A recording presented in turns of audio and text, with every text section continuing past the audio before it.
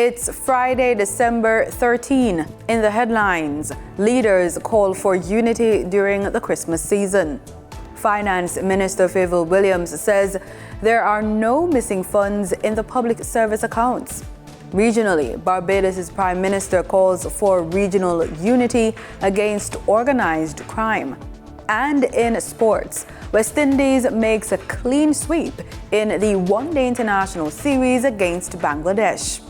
This is the weekend news on PBC Jamaica.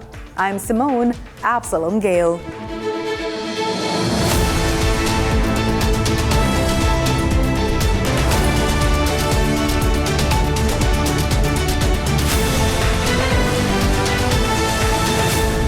Members of Jamaica's political parties are calling on Jamaicans to showcase care and unity this Christmas. Local Government and Community Development Minister Desmond McKenzie and opposition leader Mark Golding joined the Mayor of Kingston and St. Andrew, Councillor Andrew Swaby, on Thursday for the parish's annual Christmas tree lighting ceremony and concert. Alluding to the infamous activities of the so-called silly season in December, Minister McKenzie is urging Jamaicans to take care on the roads. So as we reflect on the season, let us remember those who are in need. I urge you all during this period of Christmas, let us respect lives, those of us who are driving on our roads. Let us try to minimize as best as possible as we can our road fatalities. Let us be our brother's keeper. Opposition leader Mark Golding says Jamaicans should embrace the Christmas spirit of caring and giving. Ensure that those who are less fortunate have our care and attention in this time of year. It is a beautiful time, and it's a time for us to feel the love and feel the spirit. One love Jamaica, one love Kingston. His Worship the Mayor of Kingston and St. Andrew, Andrew Swaby, continued with the message of care and shared some of the municipal's plans for the season. On Christmas Day, we will be visiting the homes. Mary Atkins Night Shelter and the Desmond Mackenzie Transitional Center, and the councillors of KCMC and staff will be feeding the less fortunate amongst us. We will be going to the Denham Town home, I think it's on the 23rd, and doing the same thing. And on New Year's Day, we will be having right inside here, along with our junior councillors, where we feed the homeless population. And we are reaching out to these persons to bring a little joy to Christmas. Minister of Finance and the Public Service, Favour Williams, says, contrary to reports, $3 trillion have not gone missing from the ministry. While addressing this week's post-cabinet press briefing at Jamaica House, she explained that several ministries have been tardy in submitting their appropriations accounts, which reflect expenditure in a financial year compared to the amounts approved by Parliament. Making the rounds in social media, emails, and other media is an article written by Kimon Francis of the Jamaica Gleaner about findings by Jamaica Accountability Meter Portal that some $3 trillion are accounted for or unaccounted for. That was Minister of Finance Favour Williams as she addressed concerns raised by a recent report revealing $3 trillion in unaccounted government funds across 16 entities over a 6 to 11-year period. Speaking at Wednesday's post-cabinet press briefing, Minister Williams pointed out that the funds have not gone missing, but that several ministries have been tardy in submitting their appropriations accounts. In that same article, I want to highlight that Kimon of the Gleaner said that Jeanette Calder, Executive Director, of Jamaica Accountability Meter Portal herself said, it is not that the money is missing. It is that reports due to the Auditor General have not been submitted by several ministries. So I want to repeat that. It is not that the money is missing. It is that reports due to the Auditor General have not been submitted by several ministries. She explained that these accounts reflect expenditure in a financial year compared against the amounts approved by Parliament. Appropriations accounts reflect the ministry's expenditure in a financial year compared against the amounts approved by Parliament for the respective ministries. I believe it will help Jamaicans to understand the process of how money gets spent in government, because there are many safeguards along the way in the spending of taxpayers' money. Minister Williams also reassured the public that the government is committed to ensuring timely submission of appropriations accounts to the Auditor General. Minister of Foreign Affairs and Foreign Trade, Kamina Johnson-Smith, is in Japan, participating in the 8th Japan-CARICOM Ministerial Level Conference. She shared the significance of the trip in a post to her ministry's social media platform before she left the island. Hello, my Jamaican family. I'm here at Norman Manley International Airport, about to start what I hope to be my last official trip of the year. I'm on my way to Tokyo, Japan, where I'll be participating in the 8th round of Foreign Minister consultations between CARICOM and Japan. You may have seen recently that Japan just donated 27 vehicles and a go-fast boat to our national security architecture. This is just one manifestation of the strong cooperation and partnership which we have with one of the world's most prosperous economies. Japan and Jamaica have been in diplomatic relations for 6 decades, 60 years, which is also a cycle in Japanese culture that represents renewal. So it's an important trip for us to not only undertake as between CARICOM foreign ministers and my new counterpart, Minister Iwaya, but also bilaterally for Jamaica and Japan. I look forward to meeting Minister Iwaya in his new portfolio, as well as to meeting with my former counterpart, Minister Kamikawa, who is only the 2nd female foreign minister within Japan's history. Again, the JJ partnership is strong, and I look forward to strengthening it even more on behalf of our beautiful country. All the best for the season to you and yours, and I'll update you more on the other side. After welcoming Minister Johnson-Smith to his country, Japan's Foreign Affairs Minister, Iwaya Takeshi, expressed his intention to build on such cooperation and contribute to Jamaica and other countries in the region in being able to overcome vulnerabilities and achieve sustainable development. In response, Minister Johnson-Smith expressed her appreciation for Japan's cooperation to Jamaica and the region in various areas such as security and disaster prevention. The two ministers confirmed the further strengthening of Japan-CARICOM relations and Japan-Jamaica bilateral relations. The two ministers concurred that amid the deepening division and conflicts in the international community, both countries shared values and principles such as freedom, democracy, and rule of law will cooperate closely.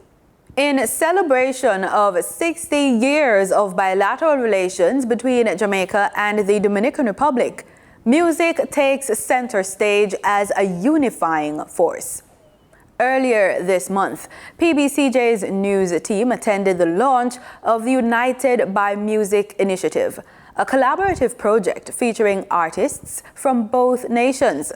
Spearheaded by Ambassador Angie Martinez, the initiative aims to strengthen cultural ties with award-winning Dominican producer Mafio leading the charge.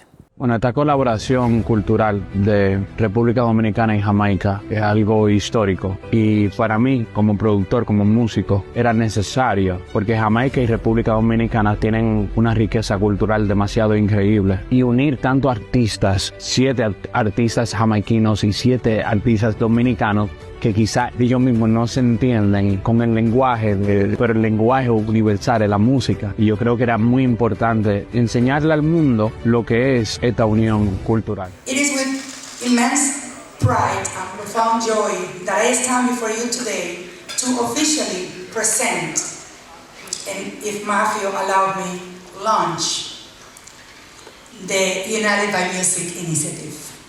Ladies and gentlemen, this is not just an event. It's a celebration of what can be achieved when 2 nations, 2 cultures, and countless hearts come together in the spirit of unity, creativity, and collaboration. Today, we mark a culmination of a journey that was spanning continents, connected people, and amplified the rich cultural legacies of the Dominican Republic and Jamaica. Over the past 60 years of diplomatic relations, we have shared countless moments of partnership and mutual respect. United by Music stands as an historic milestone, a cultural initiative that is by far the most ambitious and impactful collaboration between our 2 nations. This project has been a labor of love, one that was born out of a vision to unite our countries through the universal language of music. Music, as you know, has the power to transcend borders, build bridges, and ignite emotions. It speaks to the soul, right, Jesse?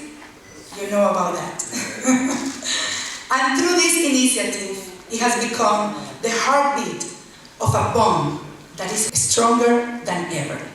When it's nice and sunny, life's sweet like honey, I ain't got much to lose.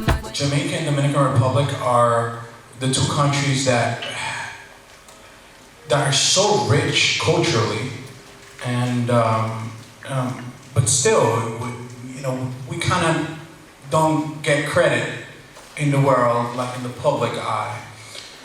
What you just said, the proceeds, I think the proceeds should go to a charity, and to teach the new generation about our culture.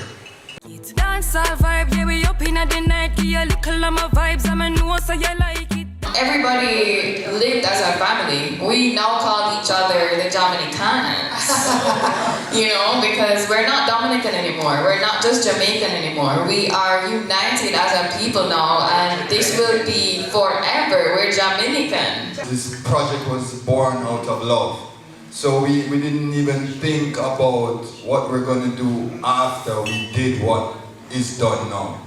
I think the next step, which we have discussed, we definitely are going to figure out how to make it mutually beneficial on that level to both countries. But I also think we should not overlook the bridge that has already been created, which in itself is also a great thing that we should be talking about. Angie and I have talked about tangible things, right? Doing festivals in the DI and figuring out how to service the large Spanish-speaking community that lives in Jamaica. So we will get there, but bear in mind that we are creatives, not accountants, right? And so our first move is going to be creating something that is real. And as I said, I think we have achieved that. Now that's step 1, and obviously we'll entertain step 2, 3, 4, 5 after, but I think just accomplishing step 1 is something to write home about. Y gracias a Dios que la embajada de República Dominicana, Angie Martínez, la embajadora, vio esa visión de esa conexión y de esa unión cultural. Desde los 90 ya nosotros conectamos con su música. Time now for the Business Report with Denise Williams.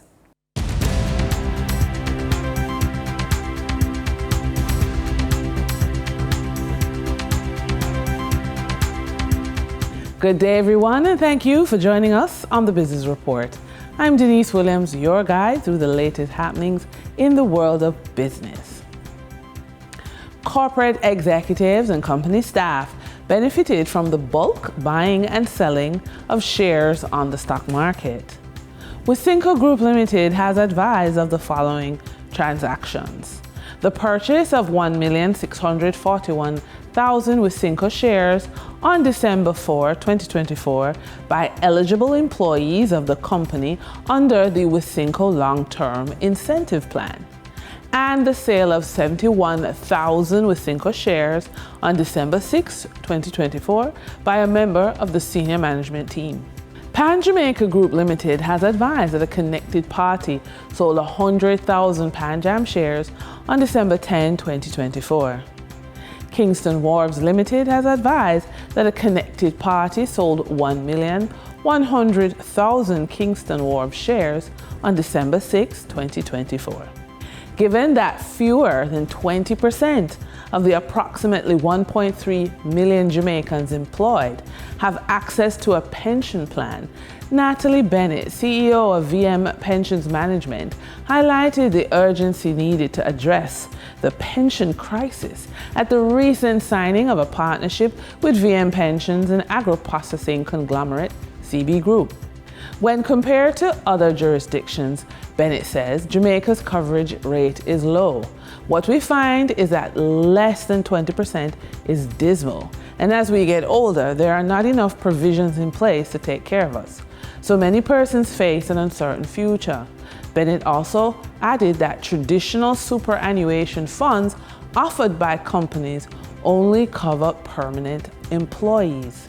To bridge this gap, the Pension Industry Association of Jamaica has endorsed an auto-enrollment plan in which employers are encouraged to put all team members on a pension arrangement with the choice of opting out. It is reported that only 12% of private sector employers offer a pension plan, and of that amount, 80% of private sector companies do not make matching contributions. During trading for the period of December 12, 2024, the following companies represent the top 3 most active stocks that investors bought and sold on the Jamaica Stock Exchange. Caribbean financial conglomerate JMMB Group's 9.5% preference shares with 3,069,505 units represented 22.36% of the market volume in terms of sales. Toll road operator Trans-Jamaican Highway Limited with 2,197,833 units represent 16.01% of the market volume in terms of sales. Online education platform Edufocal Limited with 1,938,891 units represent 14.13% of the market volume in terms of sales. Moving from the money moves of investors, executives, and companies on the stock market, we turn to the Forex market. On December 12, 2024, the Bank of Jamaica reported that US $51.61 million was bought from Forex traders, while US $61.44 million was sold to Forex traders. Buying directly from the Bank of Jamaica, foreign currency traders sold the US dollar for $156.97 and bought the US dollar for $155.53. The difference between the buy and sell rate was $1.44, which represents a profit for Forex traders for every US dollar traded. Canadian Forex traders earned a trading profit of 91 cents from transactions with the Bank of Jamaica. The Canadian dollar was sold at $109.94 and bought for $110.85. For traders looking at the British pound, they pocketed a profit of $1.15, selling it for $199.64 and buying it for $198.49. For our credit report tip of the day, as a business idea, combining agriculture with wellness can create a new opportunity for you. From farm-to-table services to organic skincare products, this unique combination attracts health-conscious consumers seeking authenticity and sustainability.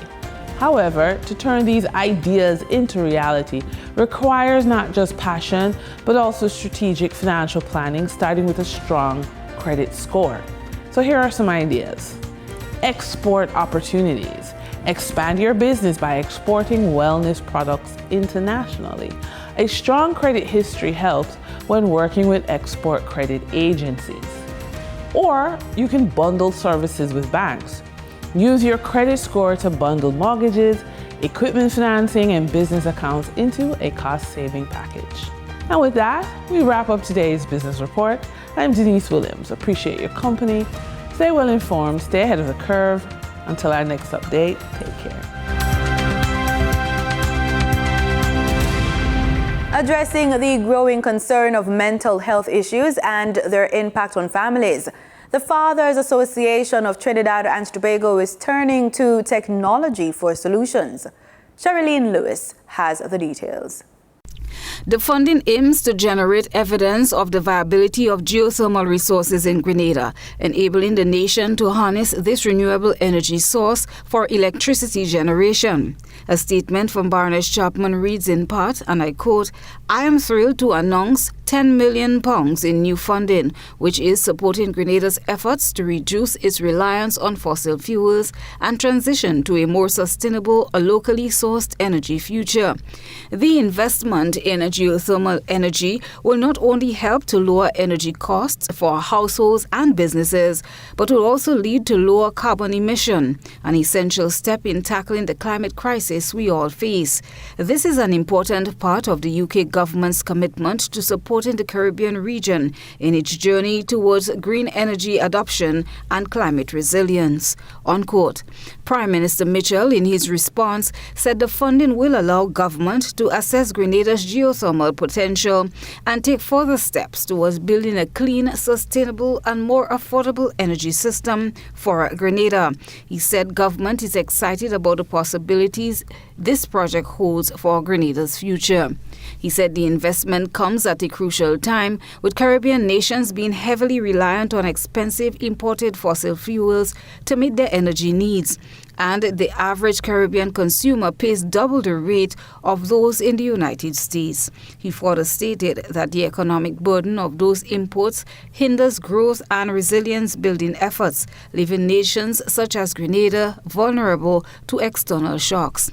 Prime Minister Mitchell said today's financial commitment would help to alleviate this dependency, allowing Grenada to move towards a more sustainable, cost-effective and locally sourced energy solution. Geothermal energy has a vast untapped potential, but the high upfront cost of exploring and testing for geothermal resources continues to deter private investment. As a result, public investment is essential to kickstart these projects. The UK has already provided £19.3 million to the Renewable Energy Programme in the Caribbean since 2015, which has directly supported renewable energy and energy efficiency initiatives in Antigua and Barbuda, Dominica, St. Vincent and the Grenadines, St. Lucia and Grenada. Christelina John, GBN News. Prime Minister of Barbados, Mia Mottley, is calling on Caribbean and Latin American nations to unite in the fight against organized crime. Her appeal comes as Barbados joins 17 other countries in signing the Alliance for Security, Justice and Development, an initiative aimed at transforming security across the Americas. Anesta Henry has the details. Prime Minister Mottley wants countries in the Caribbean and Latin America to see the newly launched Alliance for Security, Justice and Development as an opportunity to work together to fight against the devastating effects of organized crime. Addressing the official launch of the Alliance and the signing of its foundation through the Barbados Declaration, Prime Minister Mottley says the separation between Latin America and the Caribbean that has come by historic links and as a result of language has now to be bridged. Because it does not exist in the eyes of the criminal community. We have many prisoners from Latin America in our prison, and I'm sure across the entire Caribbean it is the same. And I have no doubt that Latin America and Central America have many prisoners from the Caribbean who do not speak Spanish but speak other languages, English or French or Dutch.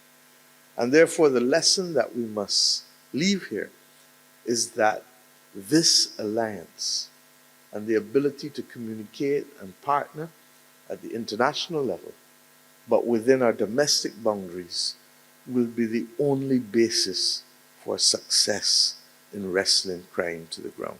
Ms. Motley adds that while most regions across the world have theaters of war, this region has theaters of conflict and violence. It is up to us to ensure that our region, not just the Caribbean Sea, but the Americas, remain truly a zone of peace. And the zone of peace will come not simply in being happy that there is no formal war, but being satisfied that guns do not play the same role as if there was formal war. The alliance aims to promote evidence-based regional, sub-regional, and national actions and public policies to strengthen institutions, prevent community harms, including youth recruitment, and mobilize resources to address and provide coordinated responses to organized crime. Attorney General Dale Marshall says, recognizing that vulnerable families become easy fodder for the criminal element, government established the 1,000 Families Initiative to break intergenerational poverty. We're about to implement a system of life coaches. We know the communities where these most vulnerable families live. We understand the dynamics. And through introducing a system of life coaches, we hope to be able to provide emotional and other support for these families so as to ensure that we can steer their children away from the criminal element. In sports, the West Indies completed a 3-0 ODI series sweep over Bangladesh with a 4-wicket triumph in the third game at Warner Park in St. Kitts and Nevis on Thursday. The one-day international victory was made possible due to a magnificent debut century by Amir Jangu. Jangu finished 104 off 83 balls, hitting 6 fours and 4 sixes. After Jangu achieved his milestone, Gudakesh Moti finished off proceedings with 44 off 31 balls. It was the highest successful one-day international run chase at Warner Park, and it was also the third highest in West Indies ODI history. Over to football, as the Trinidad and Tobago Football Association has announced the third installment of the Four-Nation Jewels of the Caribbean Women's Tournament, which is set to take place in Trinidad and Tobago from December 15. Adrian Lazar brings us this story. The development of women's football in Trinidad and Tobago is set to take the spotlight yet again, as the Trinidad and Tobago Football Association has confirmed the return of the Jewels of the Caribbean Women's Football Tournament. The Under-20 competition will serve as a main source of preparation towards the selection for the final Women's Under-20 squad for the CONCACAF qualifiers next February. The third installment of the tournament will see TNT feature 2 teams in the form of TNT Red Angels, who are coached by former national midfielder Ayana Russell, and TNT White Angels, who are led by another ex-national team player, Danelle Mascal, who would be serving as head coach. Both teams would go up against the likes of Jamaica, St. Vincent and the Grenadines, and Dominica, starting from December 15th at the Larry Goon Stadium, which would see Jamaica take on St. Vincent and the Grenadines, which will be followed by TNT Red Angels versus Dominica. The tournament will culminate at the Atto Boldon Stadium on December 20th, with the final and third place playoff. On the announcement of the tournament, TTFA President Kieran Edwards stated that this tournament is a tremendous step forward for women's football in our region. This competition brings together the best talents from Dominica, Jamaica, St. Vincent, and our very own Trinidad and Tobago, showcasing the passion, skill, and dedication of our players. Adrian Lazar, TTT Sport. And that's it for the news on PBCJ. You can follow us on our social media platforms at PBCJamaica. Have a wonderful weekend.